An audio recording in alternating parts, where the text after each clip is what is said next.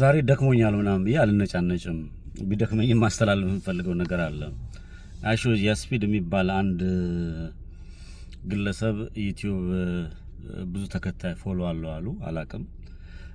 ግን ቢሆንም ኢትዮጵያ ገብቷል፣ ሳውዝ አፍሪካ ገብቷል፣ ኡጋንዳ ገብቷል፣ ኬንያ ገብቷል ምናምን ወሬት የሚገባ የኔ ጉዳይ አይደለም። የኔ ጉዳይ የልጅ ምንድነው ሙያው ምናምን ብዬስ ለማየት ሞክሬም ከሰዎችም ለመመልከት ፈልጌ ነበር። እና ያየሁትና የተመለከትኩት ምንድነው ልጁ ዝም ብሎ ጌም እየተጫወተ እንደ ውሻ የሚጮህ ልጅ ነው። ስለተለየ ነገር የለውም እና ለትውልድ የሚያስተምረው ነገር የለም። የኛው አዶናይ እንሰግጥ ምናምን ያለው ይሄኛው ጀርባው ማለት ነው። የእንሰግጥ ጀርባው ማለት ነው ያሁኑ ልጅ።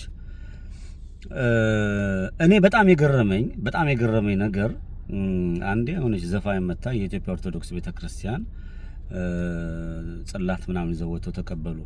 ዛሬ ደግሞ ምንነቱ ሃይማኖቱ ለማይታወቅ ሰው ቤተክርስቲያኗ እንዴት ነው ያቀለላችኋት?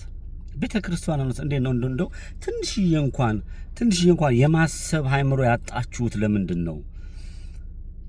ሄዶ ተሳልሞ እንደሚሄድ እኔ የቤተክርስቲያን ክብርና የቤተክርስቲያን ጸጋ የቤተክርስቲያን ያላት ሚስጥር ምን ያህል ጥልቅ ነው። አንድ መንደር ወጠጤ ዝም ብሎ ማንንም እየመጣ የሚዘልባት እኮ አይደለችም። የቤተክርስቲያን ክብር እኮ ከባድ እኮ ነው። ክርስቶስ ያለው ኃይልና ስልጣን እኮ ከባድ ነው እኮ። ከሁሉም ከምንም በዓለም ላይ ካለው ሁሉ የሚበልጥ ያለን እኛ ነን። የማንም እንደው ለመዳን ቢመጣሻ የማንም እንደው ዘሎ በመጣ ቁጥር የሆነ ቤተክርስቲያኒቷን ጽላቷን በተለይ ይሄ የካድሬነት ባህሪ ያላችሁ ለዚህ ለማይረባ ለጄኖሳይደር መንግስት ተላላኪ ሆናችሁ ቄሶች ስርዓታችሁን ብትይዙ ይሻላል የሚል እምነት አለኝ። በጣም ነው የሚያሳፍረው። በጣም ነው ያፈርኩት እኔ እንዴ። እሺ ይሄ ዝም ብሎ ይሄ በየመንገዱስ እንደው እስክስታ የሚመታ ምናምን ይሄ እውቅና የሚፈልግ ፊት ለፊቱ ማየት የሚፈልግ ምናምን ይዝለል።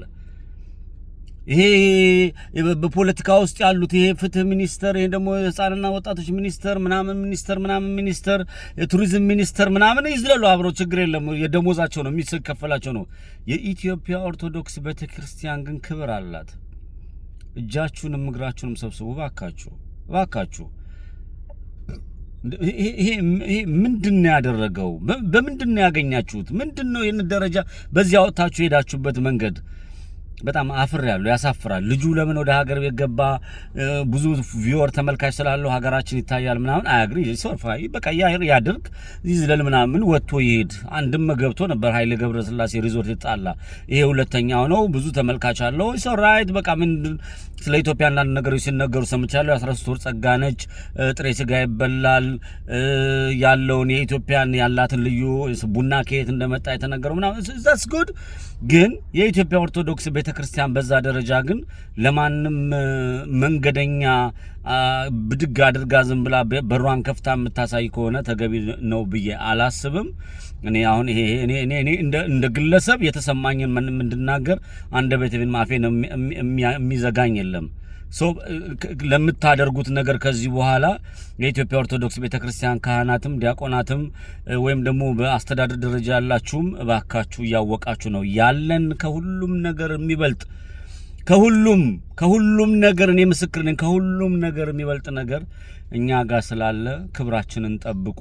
ኢትዮጵያ ከሁሉም በላይ ነች፣ ከምንም በላይ ነችና የኢትዮጵያንም የቤተክርስቲያኒቷንም የሰውነታችን ክብር ጠብቁልን። ቴንክ ዩ